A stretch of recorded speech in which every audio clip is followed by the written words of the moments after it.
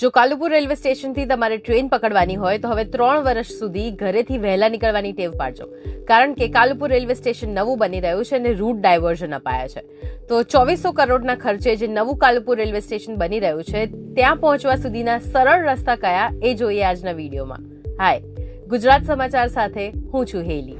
કાલુપુરથી સારંગપુરનો જે રોડ છે એની એક લેન ખુલ્લી છે, એટલે જો તમારે આસ્ટોડિયા એલિસ બ્રિજ તરફ જવું હોય તો એ રૂટમાં કોઈ ચેન્જીસ નહીં આવે. અને જો તમારે સ્ટેશનની અંદર જવું હોય તો રિલીફ રોડના છેડાવાળો જે ગેટ છે એ ગેટ ખુલ્લો જ છે, એટલે તમે ત્યાંથી સ્ટેશનમાં ઇઝીલી એન્ટ્રી લઈ શકશો.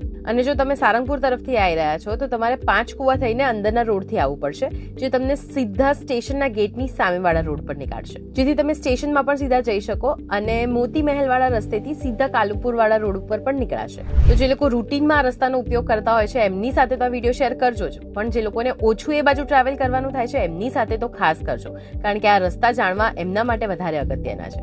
અને આવા જ ઇન્ફોર્મેટિવ વિડીયોઝ માટે જોતા રહો gujatssamachar.com.